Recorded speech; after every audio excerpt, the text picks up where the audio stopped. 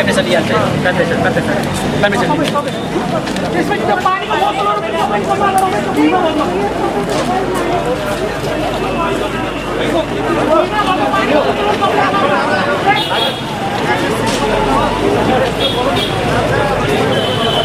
सबैले त्यो पानीको बोतलहरू सबै अभाव ठाउँमा हात लगाउनु चाहिँ किन नराख्नु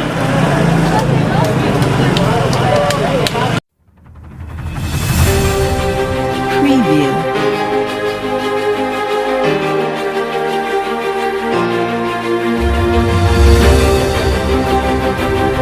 यो चाहिँ हाम्रो आज यो नेपाल सरकार विरुद्ध शान्तिपूर्ण प्रदर्शन गरियो हामीले यो सरकारद्वारा भइरहेको यो हाम्रो अनियमितता यो यत्रो नराम्रो दिनहरू चलिरहँदा कोभिड-19ले दुनियाँलाई संसारलाई नै ग्रस्त गरिरहेको बेला हाम्रो नेपाललाई पनि हाम्रो सरकारहरूले भ्रष्टाचारबाट ग्रस्त गर्न थालेका छन्।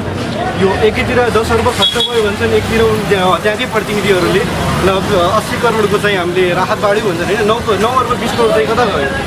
अनि यो हाम्रो पिसिआर रद्द गर्ने, यो पिसिआर लागू गर्ने र आरडिटी रद्द गर्ने। आरडिटीले हाम्रो त्यो पोजिटिभ रेस्पोन्स दिएन, हाम्रो रिपोर्टहरू पोजिटिभ आएन होइन।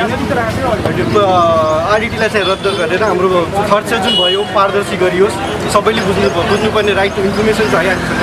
हामी बुझ्न सक्छौँ, सोध्न सक्छौँ आफ्नो सरकारलाई के भएको रहेछ, कसरी भएको रहेछ, कता खर्च भएको र हामी यहाँ सबै आज आएर शान्तिपूर्ण रूपमा हाम्रा साथीहरूले सहयोग गरे। आज यो विरोधमा सहयोग गर्नुभएको सबैलाई धन्यवाद दिन चाहन्छु। पहिलो कुरा त यहाँ कुनै राजनीतिक पार्टी या कुनै नेताको विरोध गर्न आएको होइनौँ। हामीले सरकारका ती हरेक गलत निर्णयको विरोध गर्न आएको। सरकारले देखाएको विलासिता, जनतालाई गरेको उपेक्षा, यो 10 अर्ब खर्च गर्यो भन्छ सरकारले। कोरोना रोग निर्मूलन गर्न त खर्च गरेको हो, हामी भन्छौँ 20 अर्ब खर्च गर्छ, तर खै त यसको परिणाम रिजल्ट के भयो त? 10 अर्ब खर्च गरेर 10 अर्ब कोरोनामा खर्च गरेर राष्ट्रपतिलाई 1 करोडको गलैँचा किन्न त दिएको होइन। देश र जनता भोक र रोगले मर्ने, राष्ट्रपति 1 करोडको गलैँचा र 2 करोडको गाडी चढ्ने कहिलेसम्म?